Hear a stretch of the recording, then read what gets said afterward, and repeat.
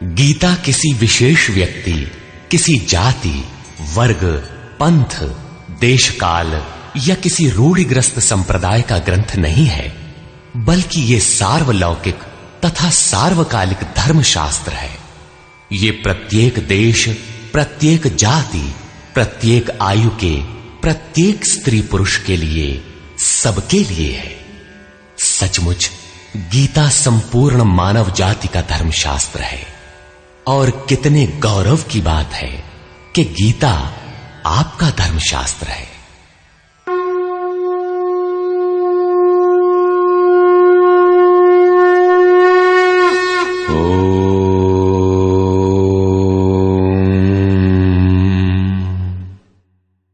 श्री परमात्मने नमः। यथार्थ गीता, श्रीमद् भगवत गीता, अथ चतुर्थोऽध्याय। अध्याय 3 में योगेश्वर श्री कृष्ण ने आश्वस्त किया था कि दोष दृष्टि से रहित होकर जो भी मानव श्रद्धा युक्त हो मेरे मत के अनुसार चलेगा, वो कर्मों के बंधन से भली प्रकार छूट जाएगा। कर्म बंधन से मुक्ति दिलाने की क्षमता योग, ज्ञान योग या कर्म योग दोनों में है। योग में ही युद्ध संचार निहित है। प्रस्तुत अध्याय में वे बताते हैं कि इस योग का प्रणेता कौन है, इसका क्रमिक विकास कैसे होता है। श्री भगवान वाच।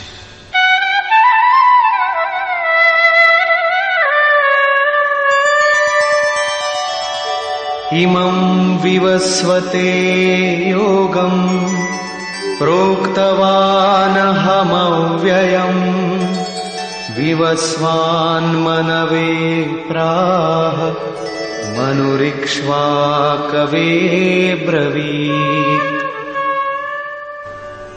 अर्जुन, मैंने इस अविनाशी योग को कल्प के आदि में विवस्वान अर्थात सूर्य के प्रति कहा।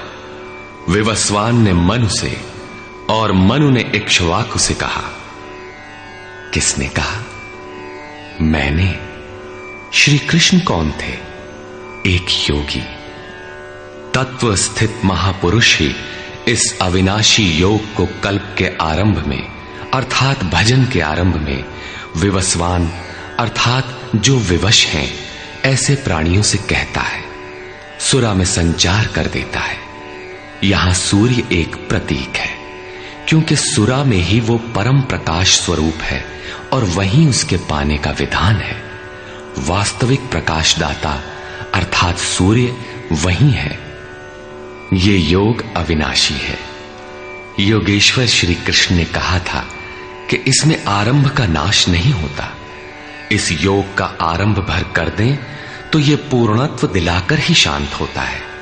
शरीर का कल्प औषधियों द्वारा होता है, किंतु आत्मा का भजन से होता है। भजन का आरंभ ही आत्मकल्प का आदि है। ये साधन भजन भी किसी महापुरुष की ही देन है। मोह निशा में अचेत आदिम मानव, जिसमें भजन का कोई संस्कार नहीं है, योग के विषय में जिसने कभी सोचा तक नहीं, ऐसा मनुष्य किसी महापुरुष को देखता है तो उनके दर्शन मात्र से, उनकी वाणी से, टूटी फूटी सेवा और सानिध्य से योग के संस्कार उसमें संचारित हो जाते हैं। गोस्वामी तुलसीदास जी इसी को कहते हैं, जे चितिये प्रभु जिन्ह प्रभु हेरे, ते सब भये परम पद जोगु। योगेश्वर श्री कृष्ण कहते हैं कि ये योग मैंने आरंभ में सूर्य से कहा। चक्षोः सूर्यो अजायत। महापुरुष के दृष्टि निक्षेप मात्र से योग के संस्कार सुरा में प्रसारित हो जाते हैं। स्वयं प्रकाश, स्ववश परमेश्वर का निवास सबके हृदय में है। सुरा अर्थात श्वास के निरोध से ही उसकी प्राप्ति का विधान है। सुरा में संस्कारों का सृजन ही सूर्य के प्रति कहना है। समय आने पर यह संस्कार मन में स्फुरित होगा। यही सूर्य का मन से कहना है। मन में स्फुरित होने पर महापुरुष के उस वाक्य के प्रति इच्छा जागृत हो जाएगी। यदि मन में कोई बात है तो उसे पाने की इच्छा अवश्य होगी। यही मनु का इक्ष्वाकु से कहना है। लालसा होगी कि वो नियत कर्म करें जो अविनाशी है, जो कर्म बंधन से मोक्ष दिलाता है। ऐसा है तो किया जाए और आराधना गति पकड़ लेती है। गति पकड़कर ये योग कहां पहुंचाता है, इस पर कहते हैं, एवं परंपरा प्राप्तम् इमं राजर्षयो विदुः सकाले नेह महता योगो नष्टः परन्तप। इस प्रकार किसी महापुरुष द्वारा संस्कार रहित पुरुषों की सुरा में, सुरा से मन में, मन से इच्छा में और इच्छा तीव्र होकर क्रियात्मक आचरण में ढलकर ये योग क्रमशः उत्थान करते करते राजर्षि श्रेणी तक पहुंच जाता है। उस अवस्था में जाकर विदित होता है। इस स्तर के साधक में रिद्धियों सिद्धियों का संचार होता है। वो योग इस महत्वपूर्ण काल में इसी लोक अर्थात शरीर में प्रायः नष्ट हो जाता है। इस सीमा रेखा को कैसे पार किया जाए? क्या इस विशेष स्थल पर पहुंचकर सभी नष्ट हो जाते हैं? श्री कृष्ण कहते हैं, नहीं, जो मेरा आश्रित है, मेरा प्रिय भक्त है, अनन्य सखा है, वो नष्ट नहीं होता।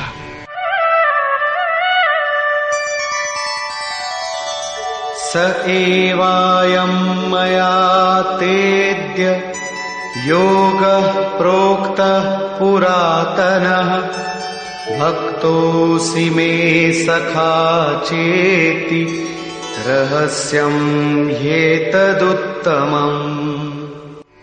वो ही ये पुरातन योग अब मैंने तेरे लिए वर्णन किया है, क्योंकि तू मेरा भक्त और सखा है और ये योग उत्तम रहस्यपूर्ण है। अर्जुन क्षत्रिय श्रेणी का साधक था, राजर्षि की अवस्था वाला था, जहां रिद्धियों सिद्धियों के थपेड़े में साधक नष्ट हो जाता है। इस काल में भी योग कल्याण की मुद्रा में ही है, किंतु प्रायः साधक यहां पहुंचकर लड़खड़ा जाते हैं। ऐसा अविनाशी किंतु रहस्यमय योग श्री कृष्ण ने अर्जुन से कहा, क्योंकि नष्ट होने की अवस्था में अर्जुन था ही। क्यों कहा? इसलिए कि तू मेरा भक्त है, अनन्य भाव से मेरे आश्रित है, प्रिय है, सखा है। जिस परमात्मा की हमें चाह है, वो सद्गुरु परमात्मा आत्मा से अभिन्न होकर जब निर्देशन देने लगे, तभी वास्तविक भजन आरंभ होता है। यहां प्रेरक की अवस्था में परमात्मा और सद्गुरु एक दूसरे के पर्याय हैं। जिस सतह पर हम खड़े हैं, उसी स्तर पर जब स्वयं प्रभु हृदय में उतर आए, रोकथाम करने लगे, डगमगाने पर संभालें, तभी मन वश में हो पाता है। मन बस होई तबही जब प्रेरक प्रभु बरजे। जब तक इष्ट देव रथी होकर, आत्मा से अभिन्न होकर प्रेरक के रूप में खड़े नहीं हो जाते, तब तक सही मात्रा में इस पथ में प्रवेश ही नहीं होता। वो साधक प्रत्याशी अवश्य है, लेकिन भजन उसके पास कहां? पूज्य गुरुदेव भगवान कहा करते थे, हो हम कई बार नष्ट होते होते बच गए, भगवान ने ही बचा लिया। भगवान ने ऐसे समझाया, ये कहा। हमने पूछा, महाराज जी, क्या भगवान भी बोलते हैं, बातचीत करते हैं? बोले, हां, हो, भगवान ऐसे बतियावत हैं जैसे हम तुम बतियाई, घंटों बतियाई और क्रम न टूटे। हमें उदासी हुई और आश्चर्य भी कि भगवान कैसे बोलते होंगे, ये तो बड़ी नई बात है। कुछ देर बाद महाराज जी बोले, काहे घबराता है, तो हूं से बतियाई हैं। अक्षरशः सत्य था उनका कथन, और यही सख्य भाव है। सखा की तरह वे निराकरण करते रहें, तभी इस नष्ट होने वाली स्थिति से साधक पार हो पाता है।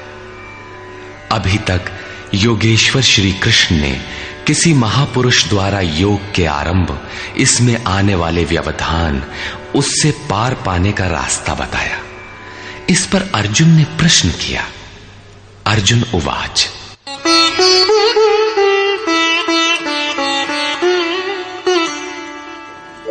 अपरं भवतो जन्म परं जन्म विवस्वतः कथमेतद्विजानीयाम् त्वमादौ प्रोक्तवानिति।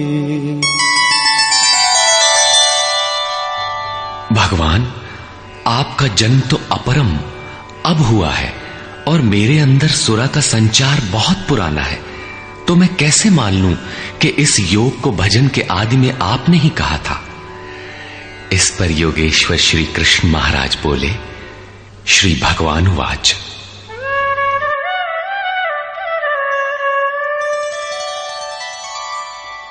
बहूनि मे व्यतीतानि जन्मानि तव चार्जुन तान्यहं वेद सर्वाणि न त्वं वेत्थ परन्तप।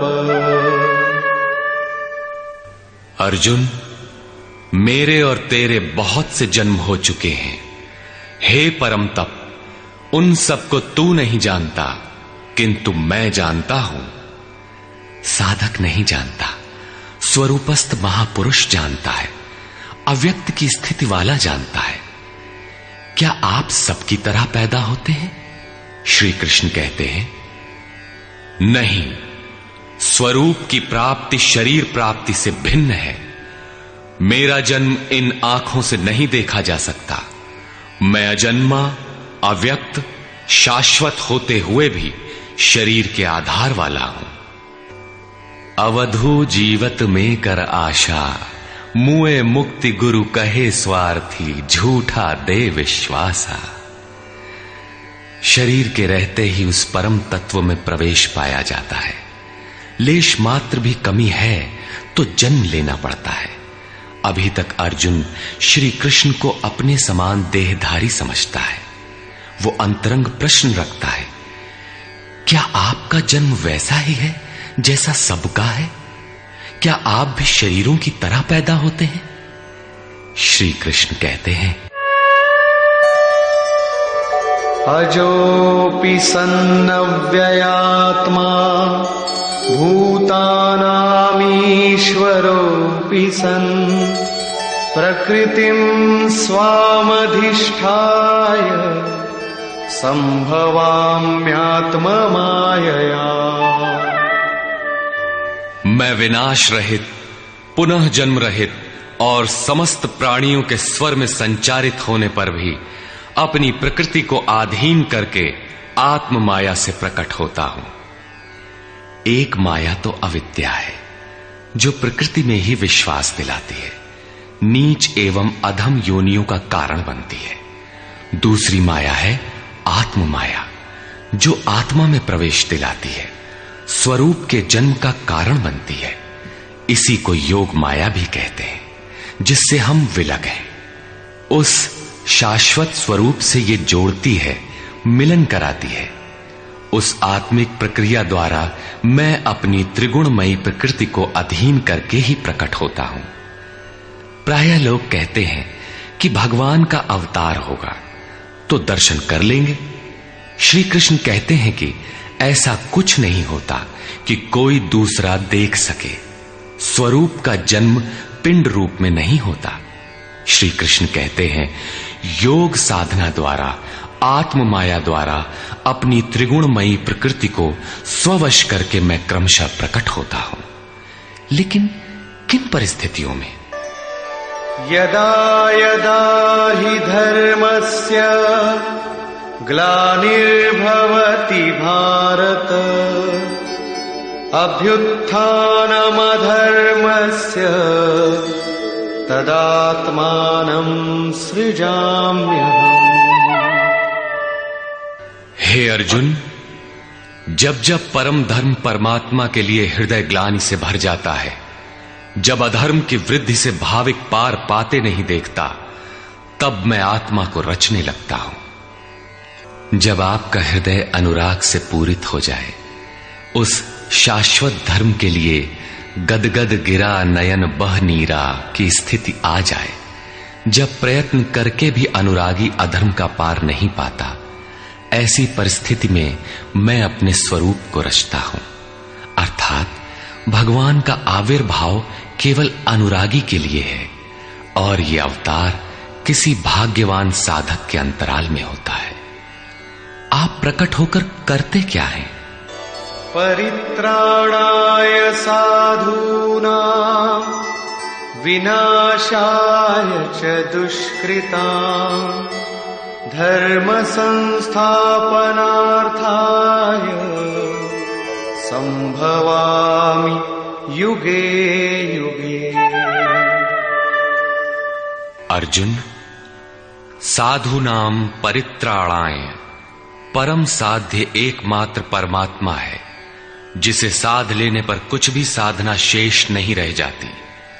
उस साध्य में प्रवेश दिलाने वाले विवेक, वैराग्य, शम दम इत्यादि दैवी संपद को निर्विघ्न प्रवाहित करने के लिए तथा दुष्कृताम, जिससे दूषित कार्य रूप लेते हैं, उन काम क्रोध राग द्वेषादि विजातीय प्रवृत्तियों को समूल नष्ट करने के लिए तथा धर्म को भली प्रकार स्थिर करने के लिए मैं युग युग में प्रकट होता हूं। युग का तात्पर्य सतयुग, त्रेता, द्वापर में नहीं। युग धर्मों का उतार चढ़ाव मनुष्यों के स्वभाव पर है। युग धर्म सदैव रहे हैं। मानस में संकेत है, नित जुग धर्म हो ही सब केरे, हृदय राम माया के प्रेरे। युग धर्म सभी के हृदय में नित्य होते रहते हैं। अविद्या से नहीं बल्कि विद्या से, राम माया की प्रेरणा से हृदय में होते हैं, जिसे प्रस्तुत श्लोक में आत्म माया कहा गया है। वही है राम माया। हृदय में राम की स्थिति दिला देने वाली, राम से प्रेरित है वो विद्या। कैसे समझा जाए कि अब कौन सा युग कार्य कर रहा है? तो शुद्ध सत्व समता विज्ञाना, कृत प्रभाव प्रसन्न मन जाना। जब हृदय में शुद्ध सत्व गुण ही कार्यरत हो, राजस तथा तामस दोनों गुण शांत हो जाएं, विषमताएं समाप्त हो गई हों, जिसका किसी से द्वेष न हो, विज्ञान हो, अर्थात इष्ट से निर्देशन लेने और उस पर टिकने की क्षमता हो, मन में प्रसन्नता का पूर्ण संचार हो, जब ऐसी योग्यता आ जाए तो सतयुग में प्रवेश मिल गया। इसी प्रकार दो अन्य युगों का वर्णन किया और अंत में तामस बहुत रजो गुण थोरा, कलि प्रभाव विरोध चहु ओरा। तामस गुण भरपूर हो, किंचित राजसी गुण भी उसमें हो, चारों ओर वैर और विरोध हो, तो ऐसा व्यक्ति कलियुगीन है। जब तामसी गुण कार्य करता है तो मनुष्य में आलस्य, निद्रा, प्रमाद का बाहुल्य होता है। वो कर्तव्य जानते हुए भी उसमें प्रवृत्त नहीं हो सकता, निषिद्ध कर्म जानते हुए भी उससे निवृत्ति नहीं हो सकती। इस प्रकार युग धर्मों का उतार चढ़ाव मनुष्यों की आंतरिक योग्यता पर निर्भर है। किसी ने इन योग्यताओं को 4 युग कहा है, तो कोई इन्हें ही 4 वर्ण का नाम देता है, तो कोई इन्हें ही अति उत्तम, उत्तम, मध्यम और निकृष्ट 4 श्रेणी के साधक कहकर संबोधित करता है। प्रत्येक युग में इष्ट साथ देते हैं। हां, उच्च श्रेणी में अनुकूलता की भरपूरता प्रतीत होती है, निम्न युगों में सहयोग क्षीण प्रतीत होता है। संक्षेप में श्री कृष्ण कहते हैं कि साध्य वस्तु दिलाने वाले विवेक, वैराग्य इत्यादि को निर्विघ्न प्रवाहित करने के लिए तथा दूषण के कारक काम, क्रोध, राग, द्वेष इत्यादि का पूर्ण विनाश करने के लिए, परम धर्म परमात्मा में स्थिर रखने के लिए मैं युग युग में अर्थात हर परिस्थिति, हर श्रेणी में प्रकट होता हूं, बशर्ते कि ग्लानि हो। जब तक इष्ट समर्थन न दे तब तक आप समझ ही नहीं सकेंगे कि विकारों का विनाश हुआ अथवा अभी कितना शेष है। प्रवेश से पराकाष्ठा पर्यंत इष्ट हर श्रेणी में हर योग्यता के साथ रहते हैं। उनका प्राकट्य अनुरागी के हृदय में होता है। भगवान प्रकट हैं तब तो सभी दर्शन करते होंगे। श्री कृष्ण कहते हैं, नहीं। जन्म कर्म च मे दिव्यम् एवं यो वेत्ति तत्वतः त्यक्त्वा देहं पुनर्जन्म नैति मामेति सोऽर्जुन। अर्जुन, मेरा वो जन्म अर्थात ग्लानि के साथ स्वरूप की रचना तथा मेरा कर्म अर्थात दुष्कृतियों के कारणों का विनाश, साध्य वस्तु को दिलाने वाली क्षमताओं का निर्दोष संचार, धर्म की स्थिरता, ये कर्म और जन्म दिव्य अर्थात अलौकिक है, लौकिक नहीं है। इन चर्म चक्षुओं से उसे देखा नहीं जा सकता, मन बुद्धि से उसे मापा नहीं जा सकता। जब इतना गूढ़ है तो उसे देखता कौन है? केवल यो वेत्ति तत्वतः, केवल तत्वदर्शी ही मेरे इस जन्म और कर्म को देखता है और मेरा साक्षात करके वो पुनर्जन्म को नहीं प्राप्त होता बल्कि मुझे प्राप्त होता है। जब तत्वदर्शी ही भगवान के जन्म और कार्य को देख पाता है तो लोग लाखों की संख्या में भीड़ लगाए क्यों खड़े हैं कि कहीं अवतार होगा तो दर्शन करेंगे? क्या आप तत्वदर्शी हैं? महात्मा वेश में आज भी विविध तरीके से, मुख्यतः महात्मा वेश की आड़ में बहुत से लोग प्रचार करते फिरते हैं कि वे अवतार हैं, या उनके दलाल प्रचार कर देते हैं। लोग भेड़ की तरह अवतार को देखने टूट पड़ते हैं। किंतु श्री कृष्ण कहते हैं कि केवल तत्वदर्शी ही देख पाता है। अब तत्वदर्शी किसे कहते हैं? अध्याय 2 में सत असत का निर्णय देते हुए योगेश्वर श्री कृष्ण ने बताया था कि अर्जुन, असत वस्तु का अस्तित्व नहीं है और सत का तीनों कालों में कभी अभाव नहीं है। तो क्या आप ऐसा कहते हैं? बताया उन्होंने, नहीं, तत्वदर्शियों ने इसे देखा। न किसी भाषाविद ने देखा, न किसी समृद्धिशाली ने देखा। यहां पुनः बल देते हैं कि मेरा आविर्भाव तो होता है लेकिन उसे तत्वदर्शी ही देख पाता है। तत्वदर्शी एक प्रश्न है। ऐसा कुछ नहीं कि 5 तत्व हैं, 25 तत्व हैं, इनकी गणना सीख ली और हो गए तत्वदर्शी। श्री कृष्ण ने आगे बताया कि आत्मा ही परम तत्व है। आत्मा परम से संयुक्त होकर परमात्मा हो जाता है। आत्म साक्षात्कार करने वाला ही इस आविर्भाव को समझ पाता है। सिद्ध है कि अवतार किसी विरही अनुरागी के हृदय में होता है। आरंभ में उसे वो समझ नहीं पाता कि हमें कौन संकेत देता है, कौन मार्गदर्शन करता है, किंतु परम तत्व परमात्मा के दर्शन के साथ ही वो देख पाता है, समझ पाता है और फिर शरीर को त्याग कर पुनर्जन्म को प्राप्त नहीं होता। श्री कृष्ण ने कहा कि मेरा जन्म दिव्य है, इसे देखने वाला मुझे प्राप्त होता है। तो लोगों ने उनकी मूर्ति बना ली, पूजा करने लगे, आकाश में कहीं उनके निवास की कल्पना कर ली। ऐसा कुछ नहीं है। उन महापुरुषों का आशय केवल इतना था कि यदि आप निर्धारित कर्म करें तो पाएंगे कि आप भी दिव्य हैं। आप जो हो सकते हैं वो मैं हो गया हूं। मैं आपकी संभावना हूं, आपका ही भविष्य हूं। अपने भीतर आप जिस दिन ऐसी पूर्णता पा लेंगे तो आप भी वही होंगे जो श्री कृष्ण है। जो श्री कृष्ण का स्वरूप है वही आपका भी हो सकता है। अवतार कहीं बाहर नहीं होता।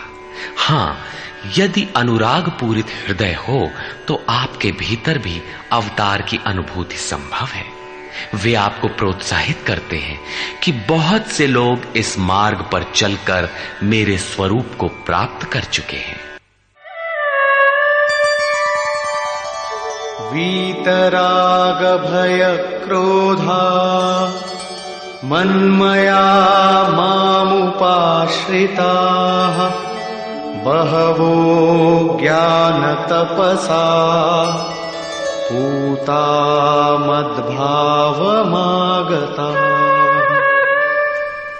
राग और विराग दोनों से परे वीतराग तथा इसी प्रकार भय अभय, क्रोध अक्रोध दोनों से परे अनन्य भाव से अर्थात अहंकार रहित मेरे शरण हुए बहुत से लोग ज्ञान तप से पवित्र होकर मेरे स्वरूप को प्राप्त हो चुके हैं।